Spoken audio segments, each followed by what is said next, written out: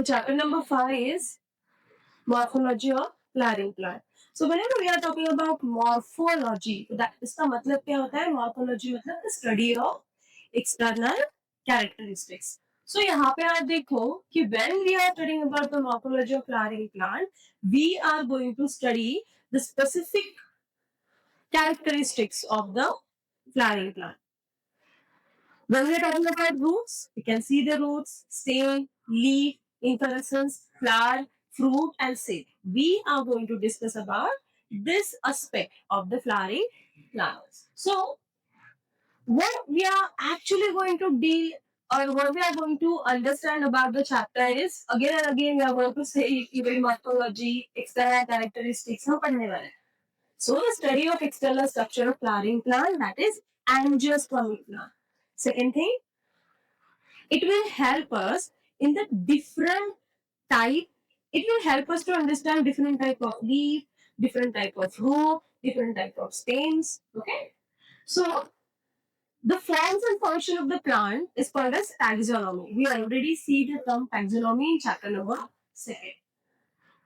Then after root, shoot, stem, leaf, flower, fruit, and seed. We are going to talk about, right? So what is the most important neat point from this introduction is it is botany. It is highly scoring chapter because there are lots of examples we are going to learn in this chapter and which will come repeatedly in every chapter. That is question every year यहाँ पे NEET पे question है root से multiplication बहुत frequently पूछा जाता है. The family families of the plant हमें सिर्फ इसी चैप्टर में पढ़ने को मिलेगा. हर every year we can see कि families flowering plant के families पे सोलांसी, फैबेसी, लिलीसी इसमें क्वेश्चन एक दो क्वेश्चन तो उसमें डेफिनेटली होते हैं. Then floral formula, the term floral formula we are going to understand in this chapter. जैसे होता है ना ऑक्सीजन कार्बन हम केमिस्ट्री में सारे के सारे वर्ड्स नहीं लिखते पूरे के पूरे वर्ड्स नहीं लिखते we are using symbol for it. Same here whenever you're talking about plants and the morphology about the plants तो बहुत लंबे लंबे sentences होते हैं which is very difficult to write down, which is very difficult to read, it is very time consuming. The best thing is to have the floral formula. The floral characteristics are represented in the form of symbols. तो हम floral formula इस chapter में पढ़ेंगे. Then fruit seed diagram. Apart from that, NCERT terminology आपको यहाँ पे clear हो जाए, right? First important aspect is that is your root system. Like जब last lecture में हमने पढ़ा था, we already have recognized about कि हमें पहले जाना पड़ेगा पीछे कि जब भी कोई भी सीड जर्मिनेट होता है तो सीड जर्मिनेट होगा तो सीड में कौन से पार्ट होता है. अगर यहाँ पे आप देखो तो seed is looking like this. अगर डायपॉड सीड है तो ठीक है. This is the cotyledon part, this is the plumule part and this is the radicle part. तो root are develop from the radicle. Roots are develop from the radicle. देखो तो general characteristics क्या है कि root are develop from radicle of the embryo. Embryo मतलब developing seeds जो seedling form कर रहा होता है जिसको पानी मिल जाता है सॉइल में इम्बिबिट करना शुरू कर देता है तो सीड जर्मिनेट होगा. That means embryo is now developing itself into the seedling. तो जब वो डेवलप हो रहा होता है उसके तीन मेजर पार्ट्स हमें दिखते हैं. ऊपर प्रीमेल होता है, नीचे ऊपर प्रीमेल होता है, नीचे रेडिकल होता है, साइड में कॉटिलीडॉन पार्ट होता है. Now cotyledon is the structure which providing energy to the developing plumule and developing radicle. तो रेडिकल जो पार्ट है वहां से डेवलप होते हैं roots. So develop from the radicle of the embryo then usually grow inside the soil. Roots are positively geotropic, negatively phototropic. Okay, they are generally non green. यहाँ पे green colour दिख रहा है आपको?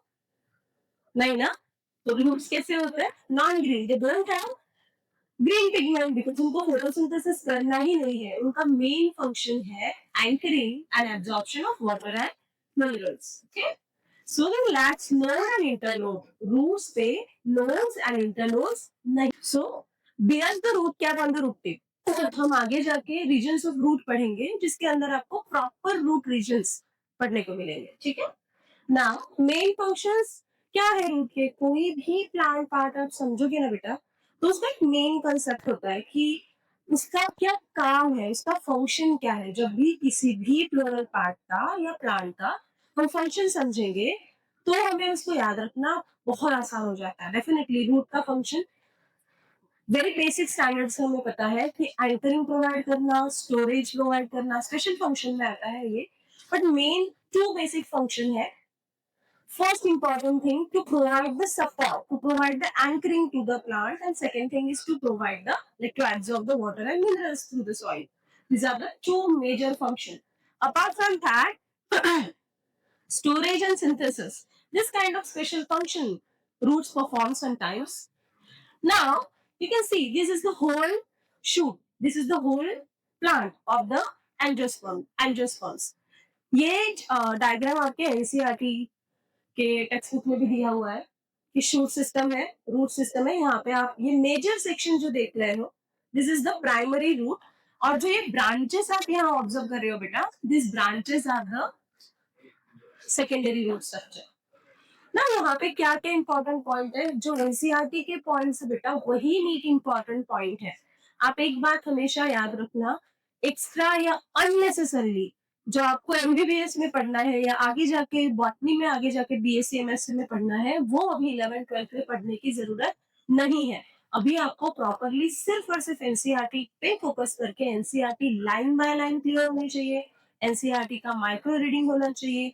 नीट के लिए तो एटलीस्ट एनसीईआरटी से बियॉन्ड कुछ नहीं आने वाला, और एनसीईआरटी खुद ही इतना डीपर है, इतनी ज्यादा इंफॉर्मेटिव है कि उसको ही वर्ड टू वर्ड कंप्लीट करना it's a big thing for us, because बहुत सारी चीजें आपको यहाँ पे याद रखनी है।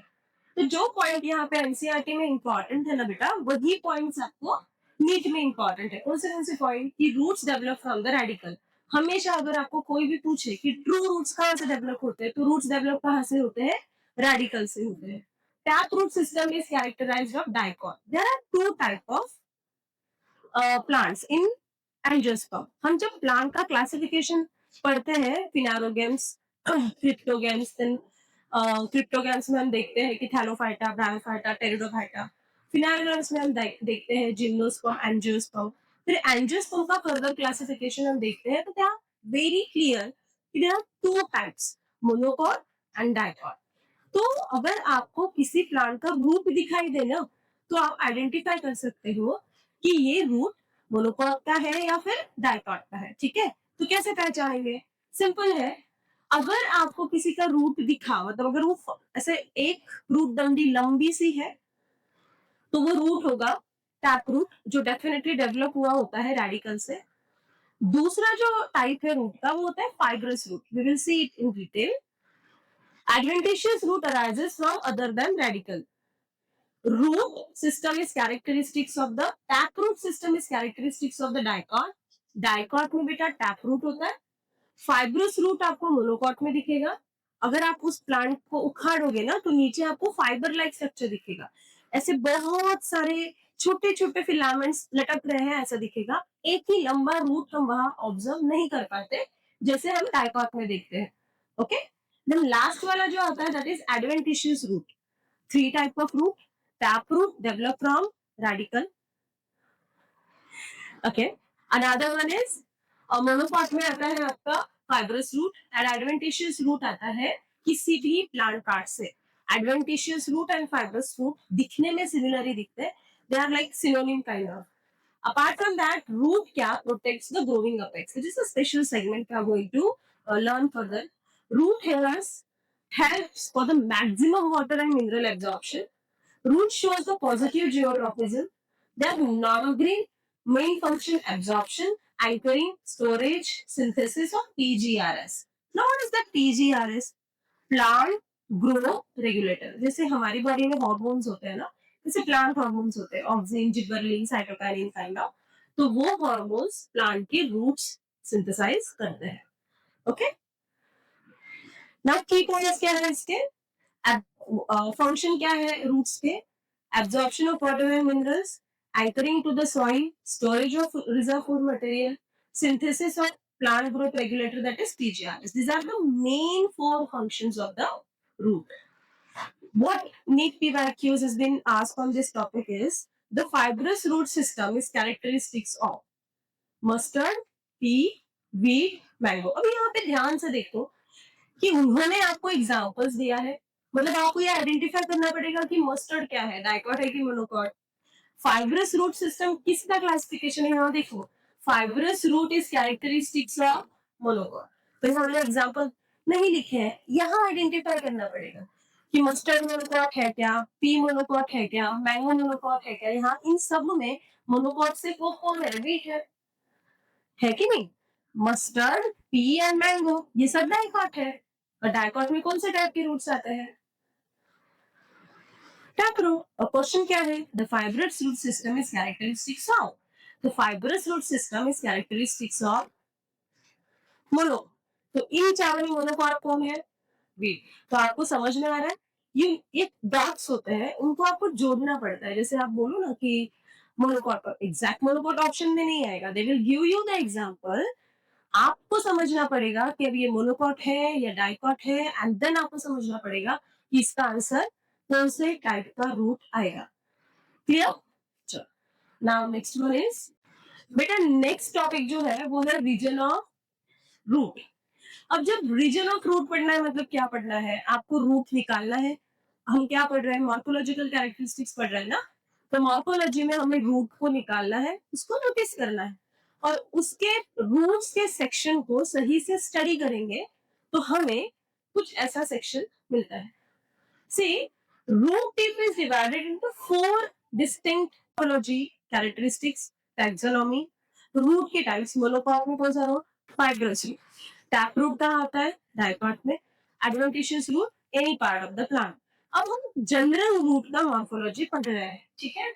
सो root is a definitely performs very specific function anchoring and absorption of water and minerals.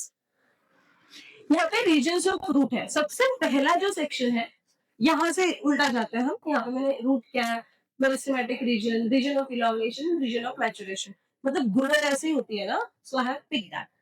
To start here, region of maturation. ये वाला जो सेक्शन होता है बेटा, ये सेक्शन मैच्योर्ड है, उसके नाम में ही है रीजन ऑफ मैचुरेशन. इसमें जो सेल्स है, अब वो आपको प्लांट टिश्यू पता है कि प्लांट टिश्यू में टाइप्स होते हैं, जैसे meristematic tissue, simple tissue. Simple tissue में पेरेंकाइमा, कोलेनकाइमा, स्पेरेंकाइमा. प्लांट में बहुत इंटरेस्टिंग फैक्ट है, और वो ये है कि एक बार प्लांट में मेरिस्टेमेटिक टिश्यू ने सेल्स एड ऑन कर दी, तो वो सेल आफ्टर डेथ भी फंक्शनल होती है. वही dead cell conductive tissue form करता है, जैसे जाइलम एंड फ्लोएम. तो यहाँ पे कभी ये वाला सेक्शन अलाइव था, यहाँ पे मेरिस्टेमेटिक टिश्यू थी. फिर वो मेरिस्टेमेटिक टिश्यू धीरे धीरे धीरे धीरे नीचे ड्रैग होना शुरू करता है. यहाँ पे आप देखो, द रीजन ऑफ मेरिस्टेमेटिक में दिस सेक्शन, ये वाला जो सेक्शन है, ये कंटिन्यूअसली, इसका काम क्या है, न्यू सेल्स ऐड करो.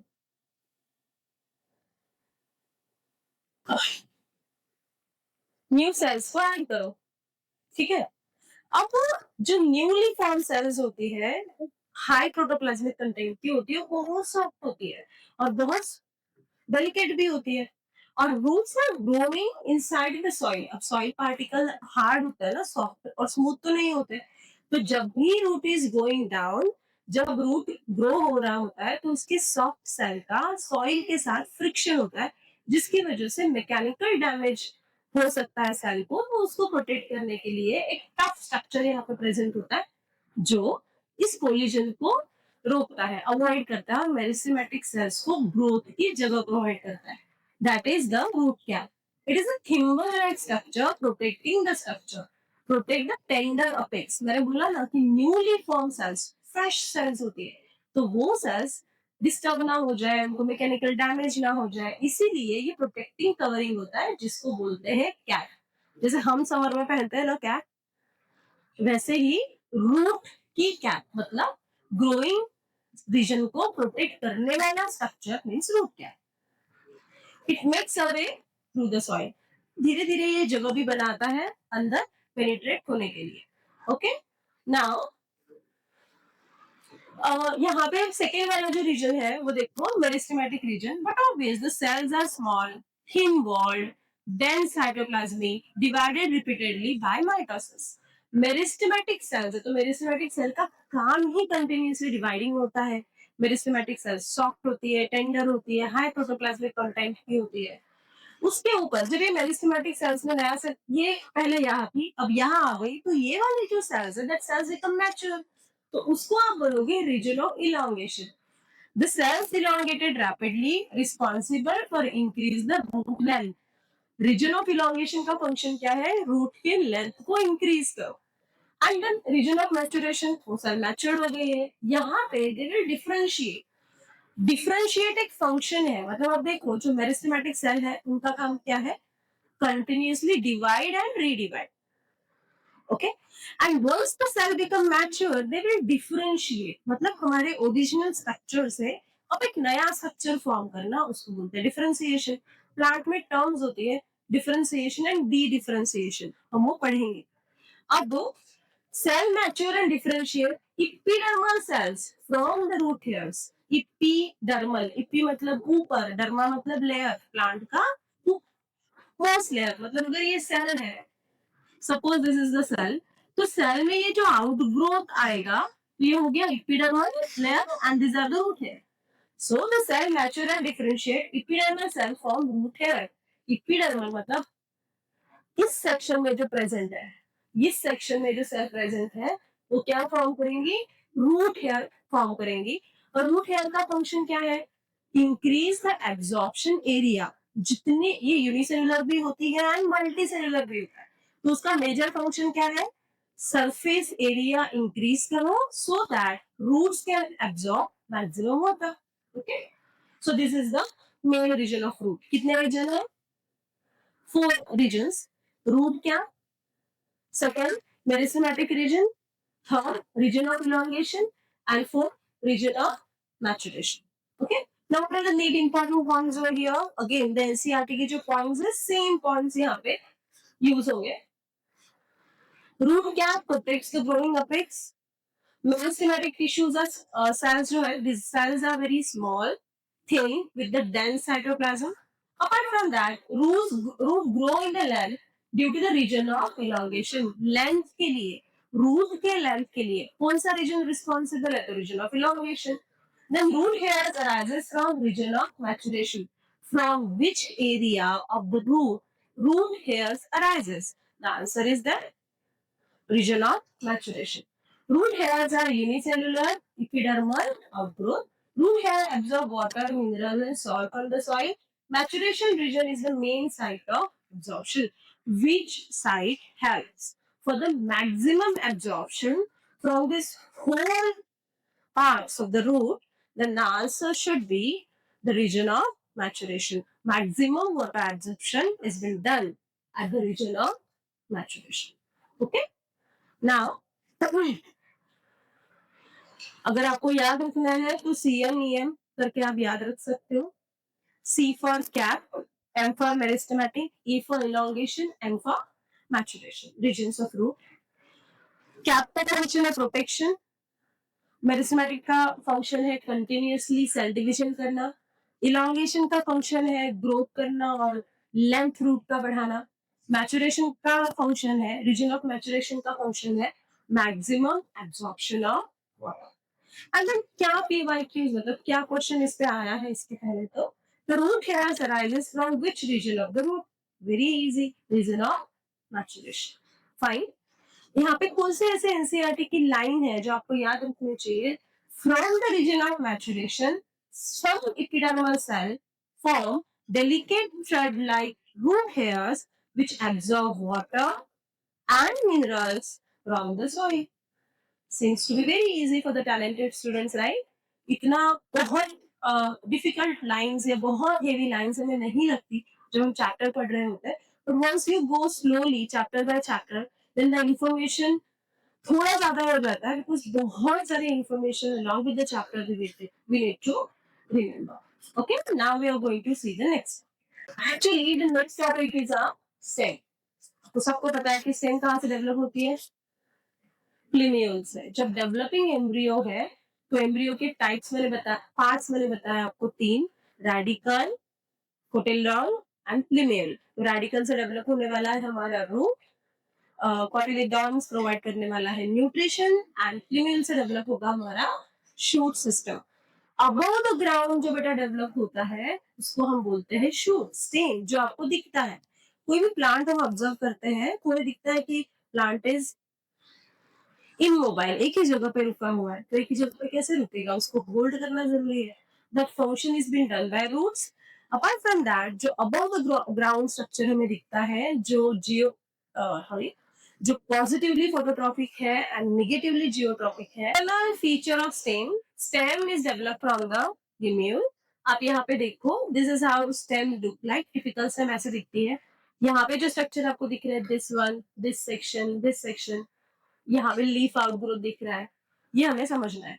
नाउ सी, स्टेम क्या करती है, स्टेम ब्रांचेस को बनाती है, लीफ को इस तरीके से अरेंज करती है कि सारी ही लीफ को इनफ सनलाइट मिल पाए, कंडक्टिव टिश्यू को अरेंज करती है ना। These are the main functions of the stem. So यहाँ पे आपको टर्मिनल बर्ड दिखेगा। टर्मिनल मतलब जो अपेक्स पोजीशन पे प्रेजेंट है, जो ऊपर प्रेजेंट है, उसको क्या बोलते हैं, terminal bud. At present at the apex, the main axis is responsible for the primary growth. यहाँ पे main axis definitely responsible होगा growth के लिए. This one is the axillary bud. These are the branches. Branches are developed from the axillary bud of the stem. See, stem developed from the plumule. कहाँ से develop हो रही है? Plumule से. Important point. Second thing, stem is the ascending part of the plant axis. Ground से above grow हो रहा है ना, तो ascending part of the plant है। नोड्स आर द पॉइंट जहां पे ब्रांचेस एंड लीफ अराइज होंगे। Internode is the region between the, अगर ये एक नोड है, ये एक नोड है, तो इसके बीच का जो सेक्शन है, इसको बोलोगे आप इंटरनोड। देन बर्ड में भी टर्मिनल और एक्सिलरी। बर्ड ऊपर के पोजीशन भी प्रेजेंट हो सकता है अपेक्स पे, जैसे ये है, ओके, और ऐसे भी हो सकता है, टर्मिनल भी हो सकता है, ठीक है। तो बर्ड्स टर्मिनल और एक्सिलरी हो सकते हैं। यंग स्टेम ग्रीन होती है, लेटर जो यंग सेल्स है वो सेल्स डेड हो जाएंगे, then it will look like wood, मतलब डेड सेल्स की तरह दिखेगी, बार्क की तरह दिखेगा, तो वो ब्राउन कलर का दिखेगा, okay. Main function is spreading branches, conduction and support. Leaf की 3 मेन फंक्शन क्या है बेटा? फर्स्ट इंपॉर्टेंट फंक्शन स्प्रेडिंग, मतलब यहाँ पे आप देख रहे हो ना कि लीफ स्टेम सबको अरेंज करो, तो this function is the spreading. Another one is forming branches, conduction of water and minerals and support. बाकी के छोटे छोटे ब्रांचेस को, लीफ को सपोर्ट करना, ये किसका फंक्शन है? स्टेम का, ओके। देन सम स्टेम, कुछ स्टेम मॉडिफाई हो जाती है depending on the morphological condition of the plants. कभी कभी स्टेम मॉडिफाइड होकर प्लांट के ग्रोथ एंड डेवलपमेंट को सपोर्ट करता है। तो क्या होता है वो? Storage, support, protection and vegetative propagation. ये कुछ ऐसे फंक्शंस होते हैं जो स्पेशल फंक्शन है। स्पेशल फंक्शन का मतलब नॉर्मल फंक्शंस तो वो स्टेम करेगी ही, उसके साथ साथ कुछ एडिशनल फंक्शन जब कोई भी प्लांट पार्ट करता है तो उसको बोला जाता है स्पेशल फंक्शंस, ओके।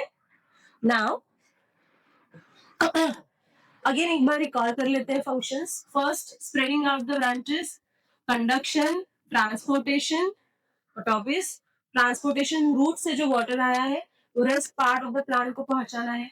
लीफ ने जो फोटोसिंथेसिस किया है वो, उसमें से फूड जो ऑब्टेन हुआ है वो rest part of the plant को पहुंचाना है, तो that function is being done by the stem only.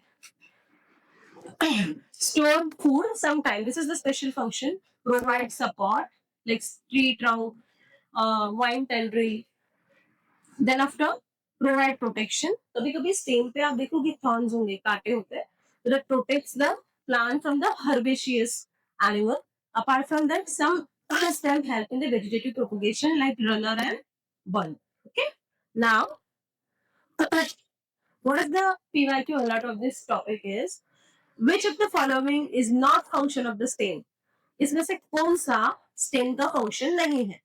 Support, conduction, absorption of water, storage of food. Very easy for you guys, है ना।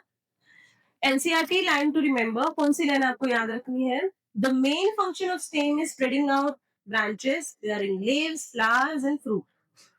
It conducts the water and mineral and photosynthesis. Some stem perform the function of storage of food, support, protection, and vegetative propagation. मतलब reproduction in the of the plant through the stem. उसको बोलोगे आप vegetative propagation. So this is all about stem. क्या याद रखना है? What is stem? Stem is developed from female. Then it is positively phototrophic, negatively geotrophic. Then the major function of the stem. It bears flower, fruit, it bears stem, branches, flower, and fruits. It helps in the conduction. Apart from that, it performs some special functions like storage, protection, support, and vegetative propagation. Okay. Now, next topic is leaf. Okay. Leaf is very important aspect because leaf क्या करेगा? Leaf का major function क्या है? सबसे छोटा life span जिसका है ना पूरे प्लांट में वो होता है लीफ. छोटा सा लाइफ स्पैन होता है. लीफ आते हैं, काम कंप्लीट करते हैं एंड ड्राई रॉक होके सूख के खत्म हो जाता है. ठीक है. सो लीफ का मेजर, अब देख रहे हैं ऐसे ही लीफ होते हैं हमेशा, ऐसे ही होते हैं हमेशा लीफ, सारे अलग अलग टाइप के होते हैं ना. भुट्टा खाया है ना, उसके लीफ कैसे होते हैं? उसपे जो वेन्स होते हैं, जैसे यहाँ पे जो वेन एंड वेनलेट्स का अरेंजमेंट आपको दिख रहा है रेटिकुलर, वहां का स्ट्रक्चर कैसा होता है? पैरेलल लाइंस होते हैं. तो हमें पढ़ना है कि लीफ में वेरिएशन क्या होता है, फाइलोटैक्सी क्या होती है, टाइप ऑफ लीव्स क्या होता है ना. फाइन. अब लीफ को अच्छे से ध्यान देके देखो, ऑब्जर्व करो, आपको क्या क्या दिख रहा है. यहाँ पे आपको लीफ बेस दिख रहा है, देन आपको स्टिप्यूल्स, छोटे से लीफी आउटग्रोथ दिख रहा है जिसको हम बोलते हैं stipule. This is what is the leaf blade. ये पूरा जो स्ट्रक्चर है इसको लीफ ब्लेड या लीफ लैमिना भी बोल सकते हैं. Apart from that, these are the margin lines. Major जो mid rib, this is the mid rib. यहाँ पे जो आप मेजर लाइन देख रहे हो ना, ये मिड रिब है. और वहां पे मिड रिब के आजू बाजू जो ये लाइंस हमें दिख रहे हैं वो है वेन्स एंड वेनलेट्स. तो यहाँ का जो नेटवर्क है वेन एंड वेनलेट्स का, वो आर्टिकुलेट टाइप ऑफ है ना network. Then this is the leaf apex. Clear. एक एक का फंक्शन देखते हैं. अब leaf develops from the shoot apical meristem. Leaf कहाँ से डेवलप होता है? तो लीफ डेवलप होंगे शूट अपाइकल मेरिस्टेम से. Leaf are develop from apical meristem. Leaves are arranged in a acropetal order. Acropetal मतलब there are two succession, acropetal and basipetal. Leaf कभी ऐसे ग्रो होता है, they are looking like this. हमेशा इस तरीके से होंगे. उनका मेजर फंक्शन क्या है? फोटोसिंथेसिस करना. तो उसके लिए, उस पोजीशन के लिए जो वर्ड यूज किया है वो है acropetal succession. Then leaf is the chief organ for photosynthesis. Living tissue होता है. लीफ में जो टिश्यू प्रेजेंट है उसका नाम है mesophyll.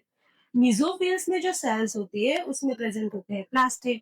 You know that chloroplast performs, chloroplast is the organ, cell organelle जहां पे एक्चुअल फोटोसिंथेसिस होता है. Okay. Axillary bud is present at the axil of leaf. Leaf is attached to the stem at the node. Leaf का जो attachment होता है, मतलब leaf जब भी स्टेम पे अरेंज होगा सॉरी, तो यहाँ पे जो स्ट्रक्चर होता है ना उसको हम बोलोगे नोड. नोड के थ्रू लीफ आता है. ठीक है. एक्सिलरी बर्ड से ब्रांचेस आती है. Leaf consist of leaf base. तीन मेजर पार्ट होते हैं लीफ के. लीफ बेस, बेस मतलब जहां से लीफ उगा हुआ है.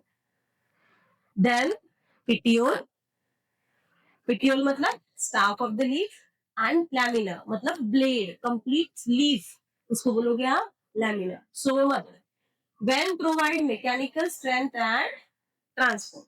वेन क्या प्रोवाइड करती है? कौन से मेजर पार्ट है? Leaf blade, petiole, lamina, midrib, vein, margin and leaf apex. अगर थ्योरी में ये क्वेश्चन है आपको, तो इस तरीके से आपको डायग्राम ड्रॉ करना है, इस तरीके से सारे ही मेन पॉइंट्स लिखने हैं, देन उसका वन लाइन में एक्सप्लेनेशन देना है. This should be the way you right your answer. Leaf base attached to the leaf base to the leaf base attached to the leaf to the stem. It may bear the stipules. इसके पास छोटी छोटी सभी leaf को छोटे outgrowth होता है ऐसा compulsory नहीं है, जिसको होता है ऐसे लीफ है मेन और उसके आजू बाजू अगर लीफ स्टिप्यूल्स है छोटे छोटे तो उसको क्या बोलोगे आप? Stipulate leaf. नहीं है तो एक स्टिपुलेट बोलोगे, EX एंड स्टिपुलेट ऐसा। Petiole is called as staff. Staff उसकी डंडी, लीफ का staff. Connecting lamina to the stem, ये लैमिना को स्टेन से जोड़ने वाला जो सेक्शन होता है उसको क्या बोलते हैं? क्या बोलते हैं? पिटियोल। क्या बोलोगे? पिटियोल। और ये जो लीफी आउटग्रोथ होते हैं उसको बोलते हैं stipules, right? Lamina is the leaf blade. Midrib provides the mechanical strength. Veins, the branches, like this kind of arrangement you can see, इसको बोलते हैं vein and venlets. The leaf apex is the terminal tip of the leaf. कोई doubt है इसमें? चलो now go to the next venation. There are two major type of venation: reticulate venation and parallel venation. Let's see what is the definition of venation. Arrangement of vein and the venlet in the leaf lamina is called as venation. आप यहाँ पे clearly distinct difference देख सकते हो। आपने देखा होगा बनाना का प्लांट, देखा होगा मेज, देखा होगा कोई भी मोनोकॉट आप देखोगे तो मोनोकॉट में हमेशा पैरेलल लीफ वेनेशन हमें देखने को मिलता है एंड डाइकॉट में हमेशा रेटिकुलेट वेनेशन होता है। सो वेनेशन क्या है? Arrangement of leaf, sorry, arrangement of when and veinlets in the lamina is called venation. Reticulate venation में वेन्स फॉर्म नेटवर्क, यहाँ पे आपको नेटवर्क दिखेगा, यहाँ पे कोई इंटरसेक्शन नहीं है, इंटरमिक्सिंग नहीं है वेन एंड वेनलेट की, वो पैरेलल अरेंज्ड है ऐसे लाइन वाइज, इसलिए इसको क्या बोला? Parallel venation.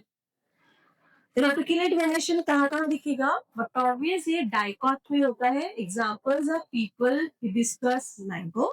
ये मोनोकॉट में होता है, इसका एग्जांपल है मेज, व्हीट एंड राइस। फीचर्स क्या है? Arrangements and permanent. Venlet and veins and venlet will form network in reticulate, in dipole. In monopole, they will form the parallel venation. Clear?